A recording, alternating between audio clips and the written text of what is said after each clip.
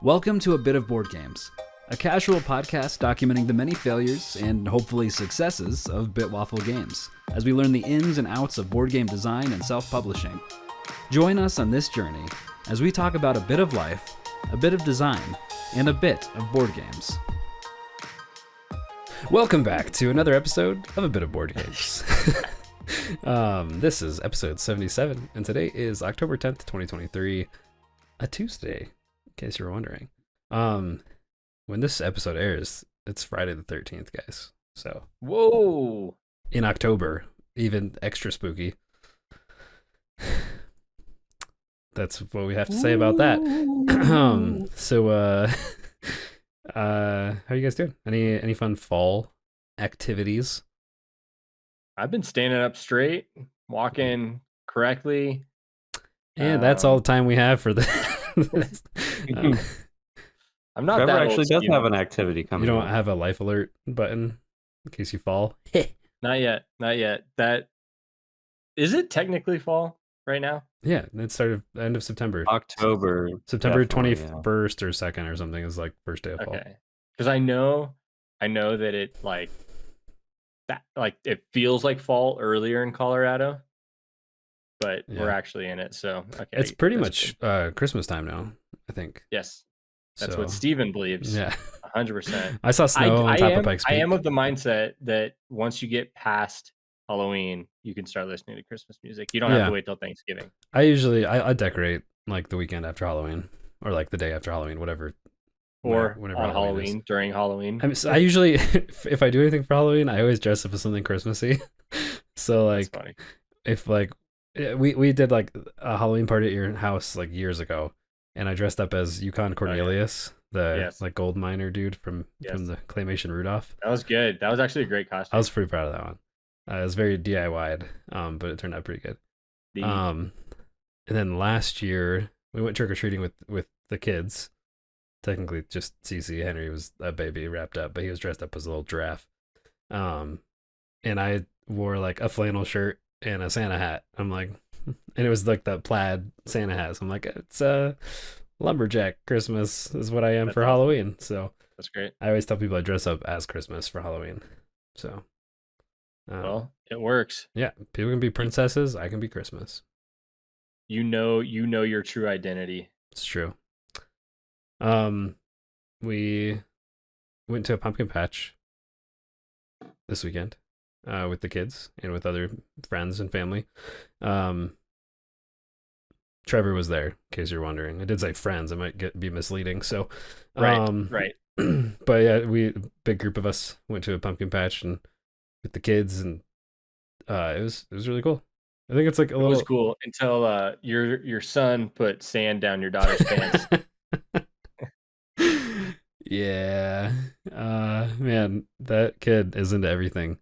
Yeah, King Henry was CC and Henry were playing, and CC like had gotten some hay. There's like this big like hay tower you could climb up, straw tower, whatever, and she had gotten some like in her pants, and so Libby was helping her clean it out. And then like right after, she's like bending over picking something up, and like her shirt pulls up a little bit, and Henry just has a handful of dirt and just goes, drops it straight on her back. It was the most innocent thing too. It was gosh. so funny because it wasn't like he was trying to be a jerk. He was just like, oh, a place to put sand. Yeah, right. Well, he did that like yesterday. We were at a park and he had a handful of mulch, and Cece's like laying down on something. He just goes and like drops it on her head, and just like all in her hair and down like in her shirt. I'm like, dude, come on. That's so great. Then we also actually went on a hike we went on a hike in Mueller State Park. Tried to see some fall colors, but it was like pretty much gone at this point. A little late, yeah. Yeah.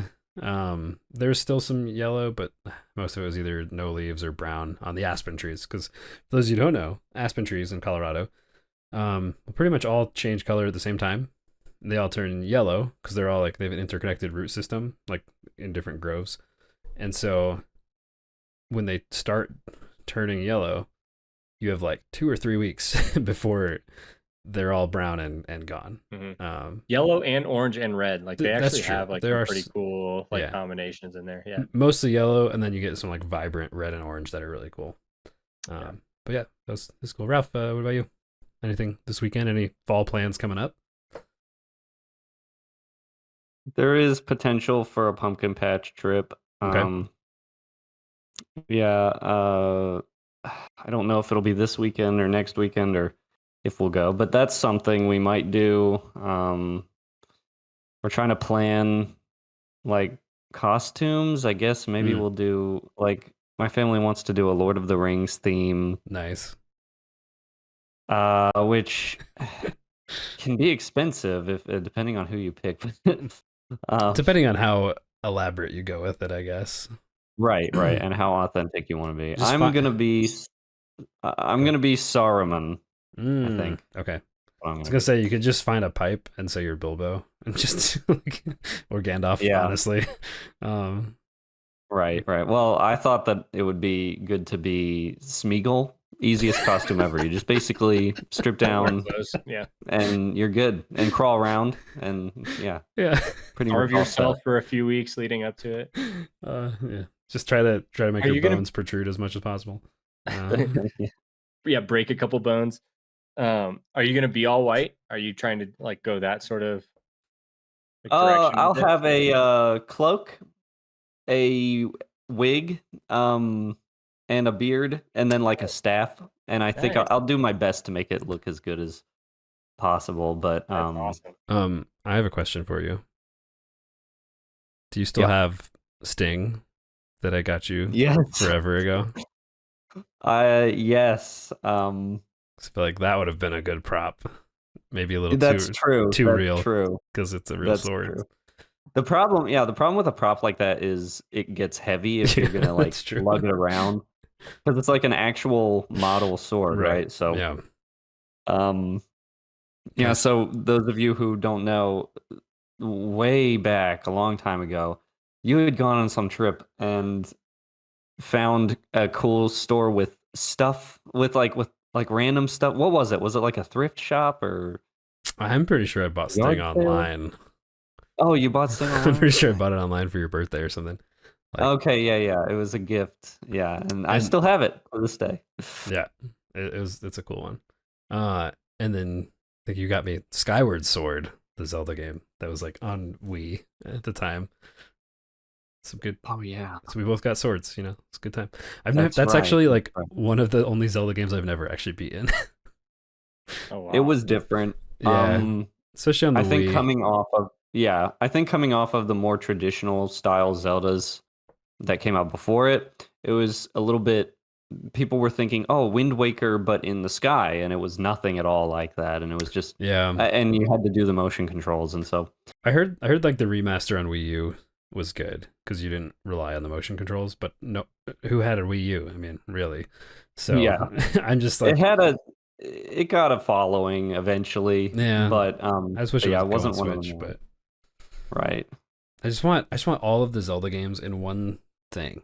Everything like there's so many on the Switch now, or like that you can access through like the retro consoles, but Mhm. like still not all of them. And so I'm just like, come on. So like Yeah. I get emulators of them so I can have them all on my computer because like I Yep. like have all of them, and I just like want to be able to play them all in one central location. They should just make Companies don't do good at like preserving their own yeah, older work, you know. they should make just a console that's just Zelda. Just here is a console for every Zelda game, and that's all that's on there. And I would buy it. So I believe you. yeah, that's true. Um anyway, Ralph, how's Drawtober going? It's hard, Well, dude. It's it so is freaking hard. hard. We've made I think the push it's like I said last night. Steven and I were talking I think a little bit last night and it's like it's harder than we thought it would be and maybe we're not as far as we were hoping. You know, you're supposed to do like a drawing a day, but what it has sort of become is you just make a little bit of progress every day and do what you can because Yeah. realistically, you're gonna draw sometimes and have bad concepts. Yeah. Like that's my problem. I've done like several different versions of the scrap grenade, scrap shot. All these things took like multiple versions to get to an actually decent play. So Um, it's going well, I think, because we're actually making Yeah. headway on a lot of these things. But it's just like not a drawing a day. Like an item a day Right, isn't right. happening, you know. Here's what I realized, like as we were just talking, like this was a brand new realization I just had. Um, we're designing these for a final product, which means like we have a certain vision we need to meet with this. Whereas like the general thing with Drawtober and stuff is like you're just trying to get Oh, right. you're just trying to True. complete whatever the prompt is. Doesn't have to match the style of everything else. Doesn't have to, be polished for some final thing. And so like that the challenge is to get better, and it's to keep doing it. So you have that consistency you're drawing, and like, oh, like I did this drawing today. This is what I did. And like you'll have some days that are better and some that are worse, Hmm. or some prompts that are easier or more straightforward. Whereas we are like creating things that have been designed, like thought through, not like visually designed, but have been designed and that all fit into this game and everything. Um, but we don't, yeah. So we have to fit that mold, which is makes it a little different. It's just sort of the opportunity of October, a good excuse to just draw every day. Yeah, And because you're right, it's like most people, I think I've seen a lot of people who just do like a drawing a day within their little sketch notebook or something sure. like that. Or it's like Halloween And prompts, yeah, and you're all like, that's just, ghost. yeah, Okay, there's a ghost. Like, right. Just whatever you're feeling that day. Whereas right. this is more focused. We have a goal with this, so you Yeah. can't just do anything. But Yeah, so I did the Pulse Axe, which we talked about that last week, and then I did yep. Pulse Gauntlet. Um, you're gonna have to tweak that one, like it feels off. Gauntlet. Yeah, just I like think something with the hand, the like the fingers or something, are weird. I think yeah, the perspective, I think a perspective I have something in my head that I think will work. Okay, sweet. But it's good because the main components of the gauntlet you kind of laid out, so I don't have That to think was about that. I can yeah. That was the goal. I'm like, if I can like design it and then hand it off to you, and you can actually make it good. So, and I'm the one I was working on last see. night. Yeah, the one I was working on last night is the regeneration thing, Yeah. which like, is it a We shield? talked about that. Is it? Yeah, Yeah. we didn't know. Yeah. So I think I'm going with like regen cells, and so like little like power cells, because the regeneration, it's healing your forge. So I'm like, what could represent Mm, something that you could use on that?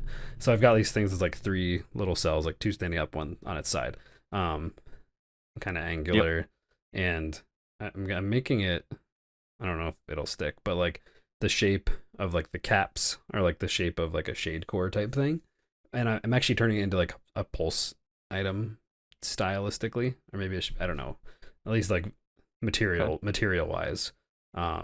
because it's energy. It's just instead of pulling energy from other people, it's like healing you. I don't know. Uh, I think it works. Um, so yeah, I'm working on those right now. So that's what 7 items we at least have like a good chunk of the way through. Yep. We So have progress on them, and several of them are in a good. I like the scrap grenade. I yeah, haven't shown you, but it actually does it. I really like what I came up with. nice. It took me a lot of iterations though, but it's kind of like a imagine because the scrap items are scrappy items. It's like stuff that you're just kind of putting together, Cobbling doing your together. best with. Yeah. So it's kind of like a pipe bomb. I don't know if you know what those look like, but Yeah. that's what it looks like. I used to make those all the time. Sort I of. mean, no, no, I Yeah, didn't. Oh, hey, Trevor, yeah. what have you been drawing? Drawing a I've blank, I been see. drawing funds out of my bank account. I don't Oh, know. yeah. Well, that took a No, turn. depending on what they're for, could No, be I fun. don't.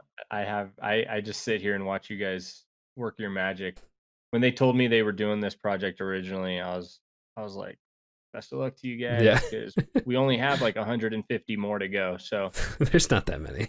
I know. There's like 70. There's like 70 unique ones or something.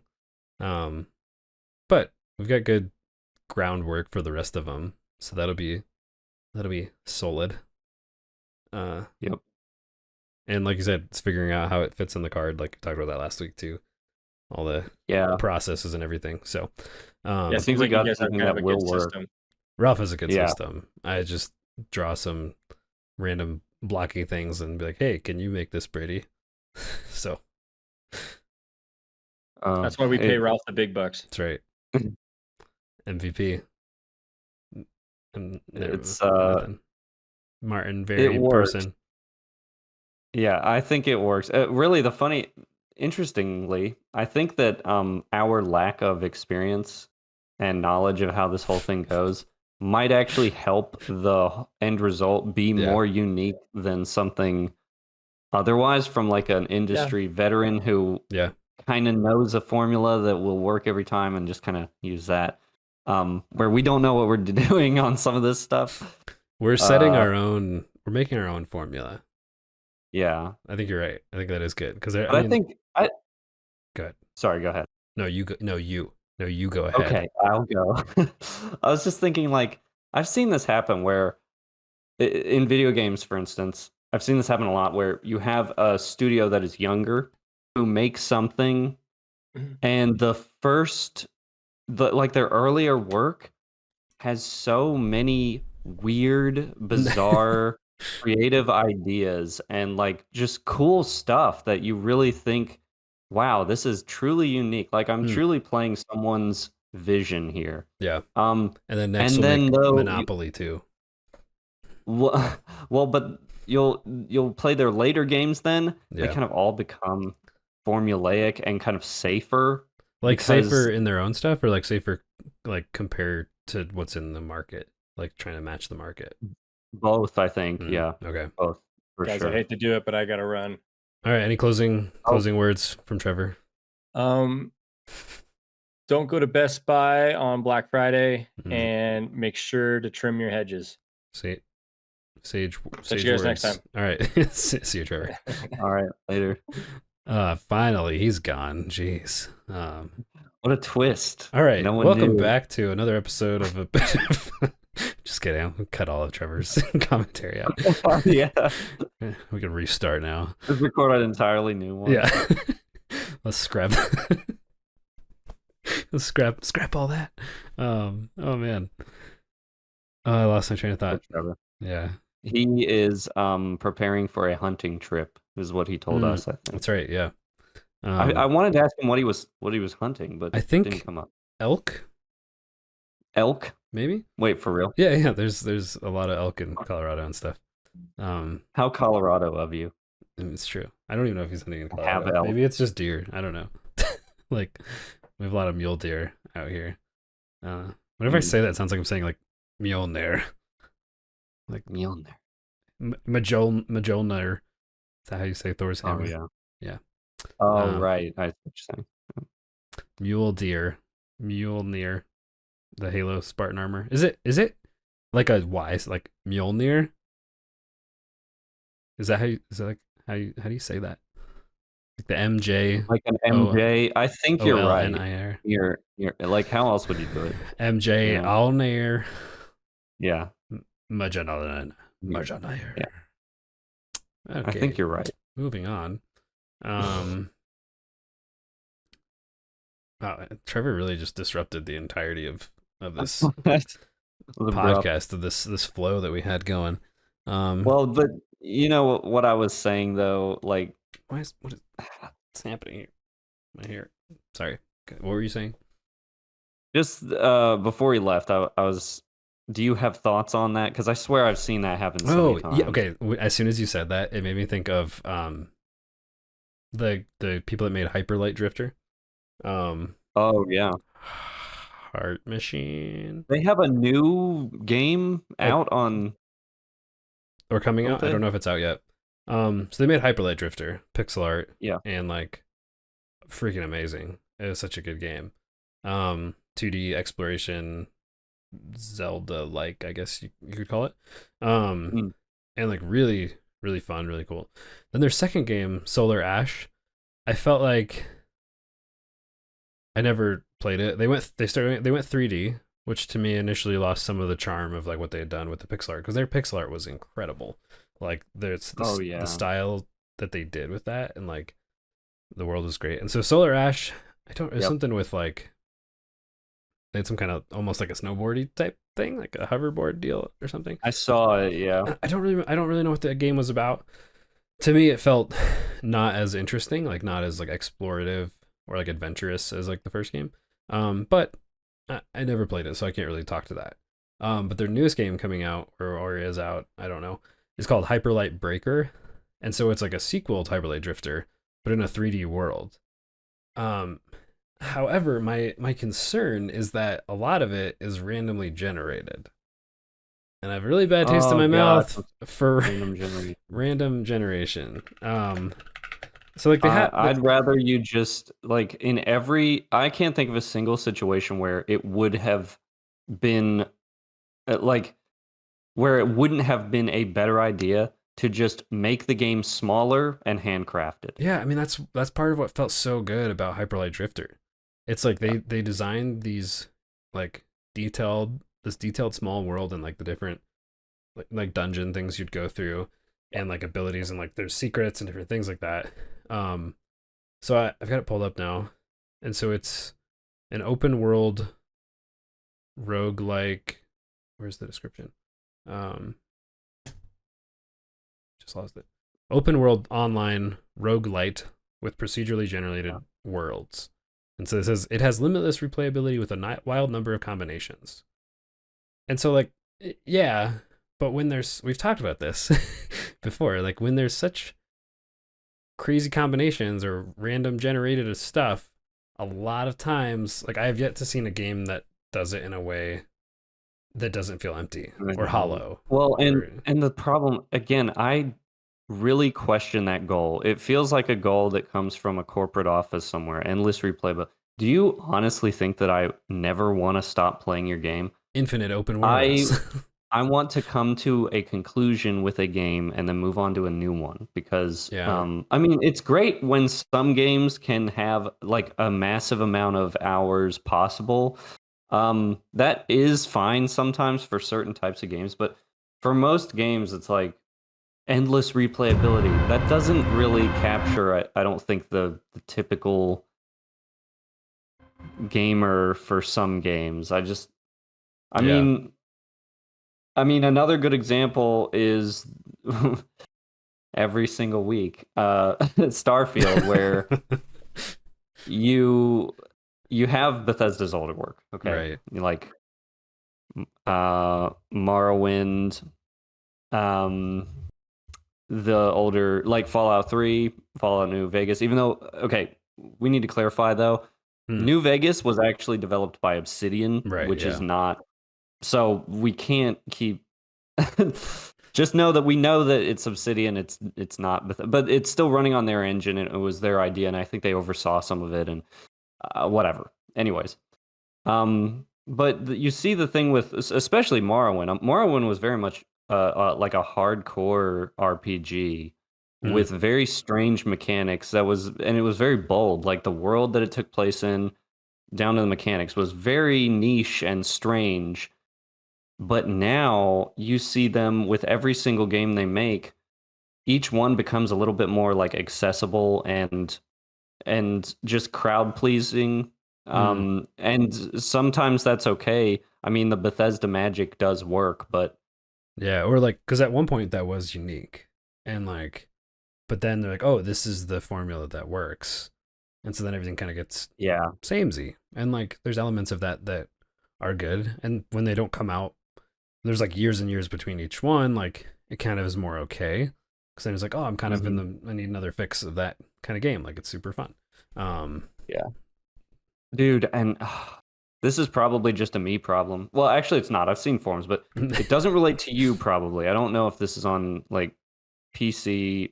I don't know what it's like there, but every single game, every single game session of Starfield of mine ends when the game crashes. Oh no! I'm telling you, it is like clockwork. It crashes like every 2 hours of playtime. It basically crashes.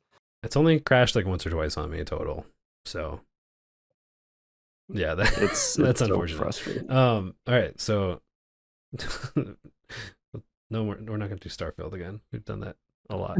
Um, what what else? What else is there? There's no more updates on the game.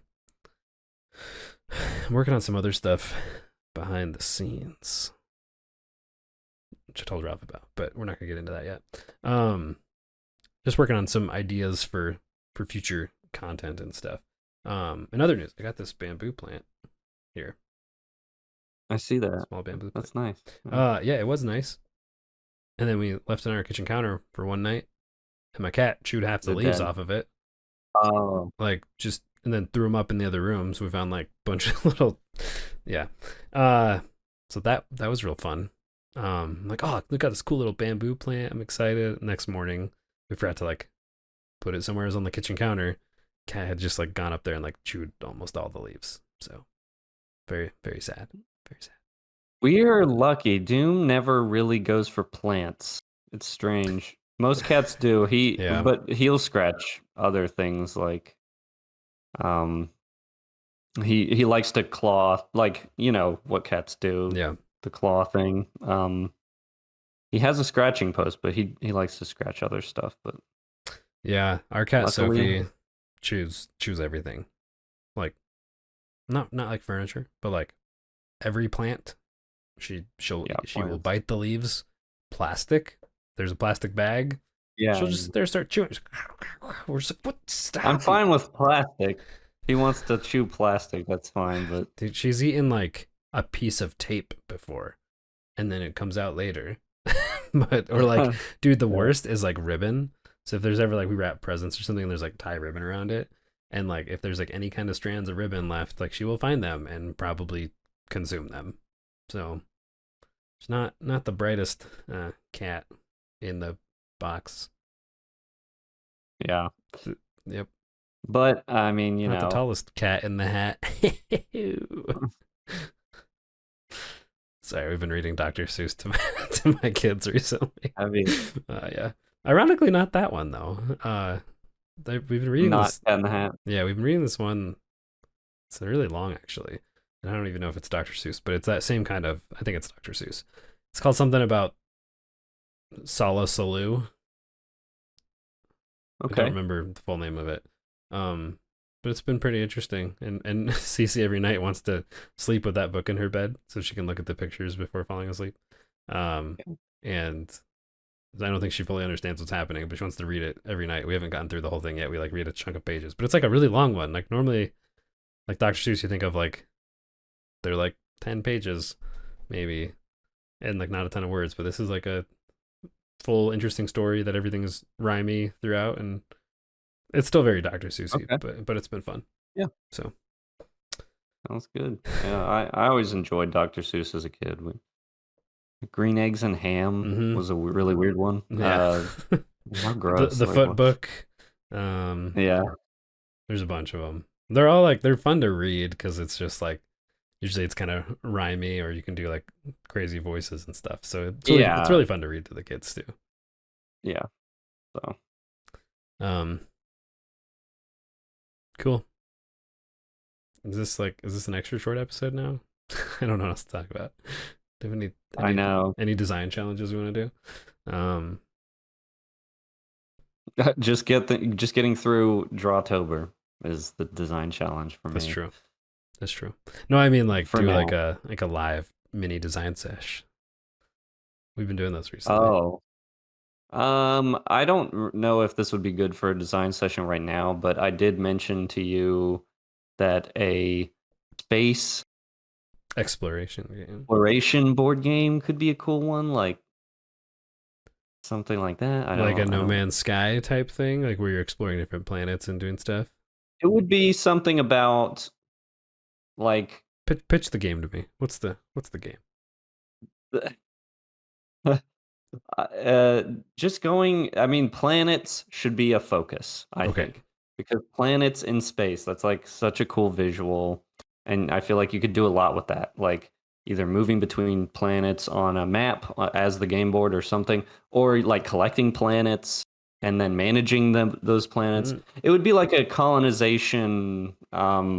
You're like going and resource management and expanding your into the galaxy, something like that, right? Space exploration, and you run into different challenges on different planets. You have to tackle them a certain way. That would be really Okay. complicated, I think. And again, I don't know how it would work in board game fashion, but Yeah. um, There are some space games.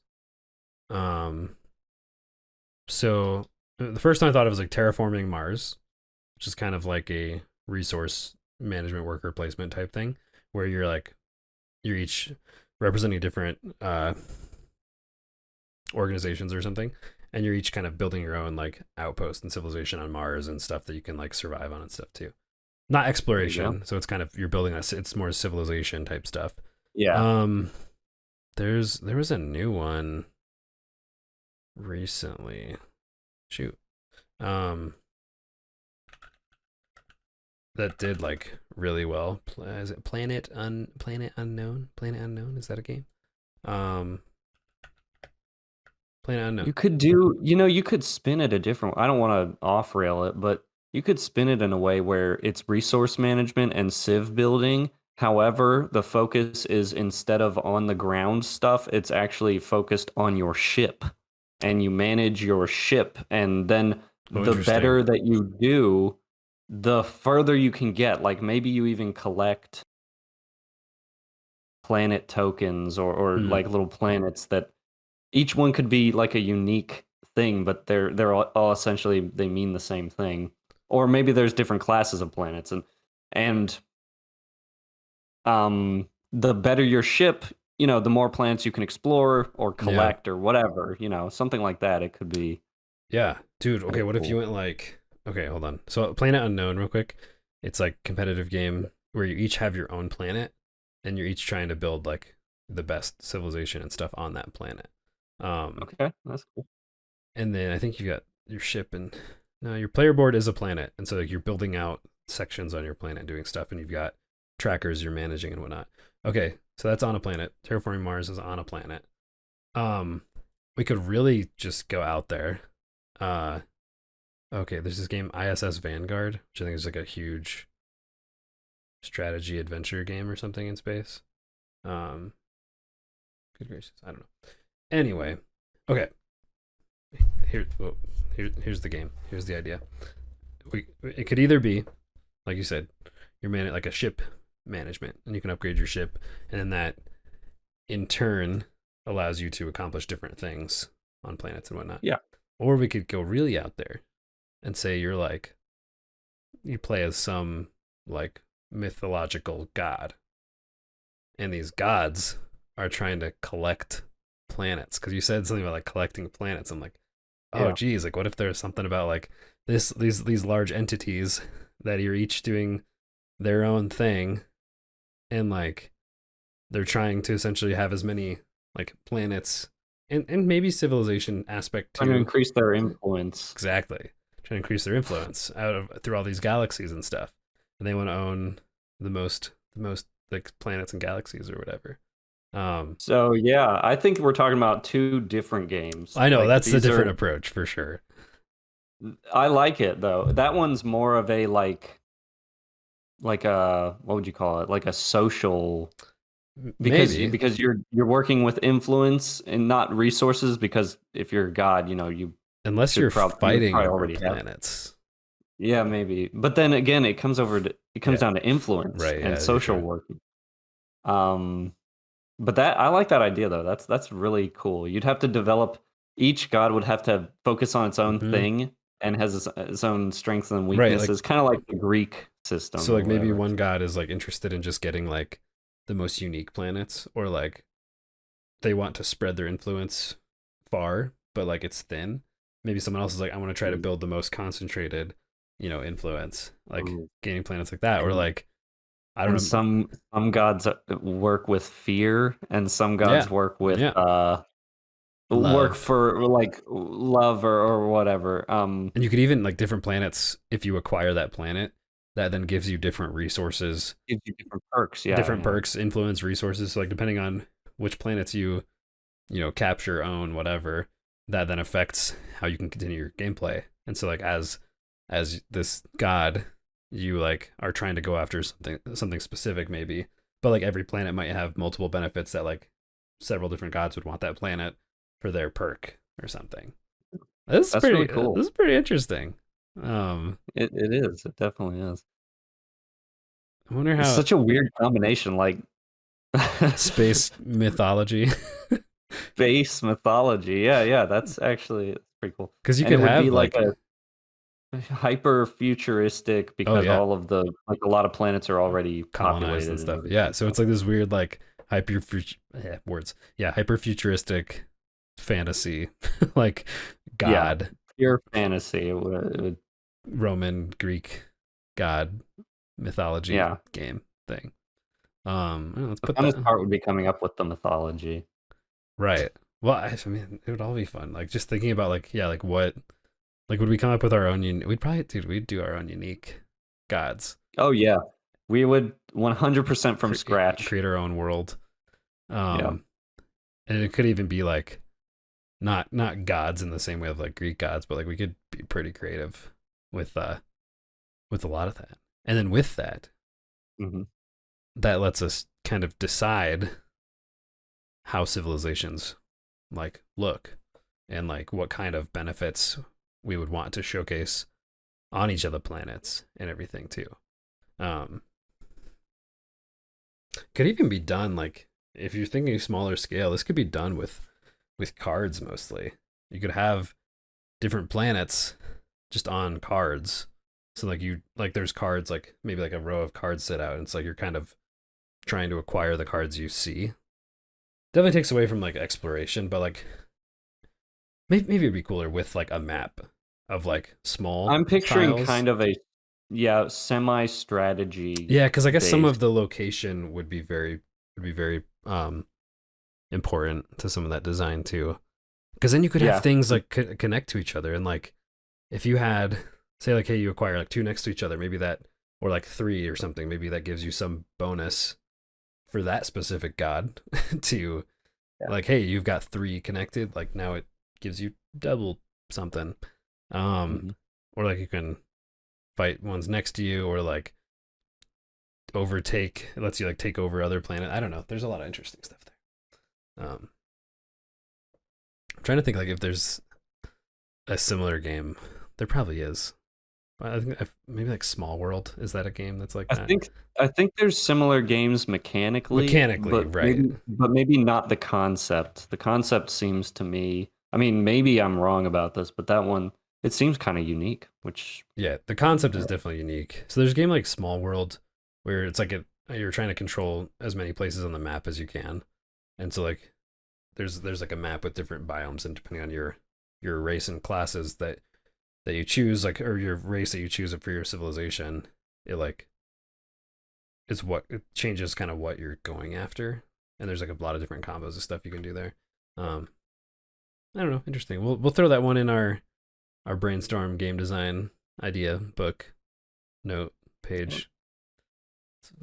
It's always just it's just a fun challenge. It's a fun thing to think about. Even if like here's the thing, listeners, viewers, everyone out there. Just it's just good practice to just think through how you would design a game. Think through the mechanics, through like the theme and how the theme plays in. We are very much we're heavy on the theme designing side, and we build mechanics around that. It's like we're like, hey, here's an idea of a world or a story or a game, like game world, and then we dive into that. And the more that we get into how the world works and what's happening in that world, that's kind of how we decide what the game's gonna be. Like, what do we want this? Like, what is the purpose of this game? What is it trying to do? And then how do we get the game there? How do we get that feeling? So, if you're, yeah. everyone has ideas, but if you're trying to design a game and make something, just like pick a random theme and then just start going down that rabbit hole and just see what you come up with and where it goes. It's just a good exercise to try out different things and get your design chops going. Like even if it's not something you're ever gonna make, or like maybe you need a break from a game you are working on, like more realistically. It's still just like we do these every once in a while because it's just a good creativity brainstorm exercise. So Yeah, 100%. It really is. yeah, and it's just kind of fun. So it is fun. I like we have 1 if minute. you if you have these conversations to help you think about stuff that you wouldn't think about otherwise. And that's a wrap. Okay, thanks again for thanks again for tuning into the podcast. If you want to keep up to date on what we're doing, keep listening to this podcast. Also, go sign up for our newsletter at bigwafflegames.com to keep aware of all the things we're doing for the monthly newsletter. And we're on socials and other stuff. Yeah, thanks again, everyone, and we'll see you next time. Okay, bye.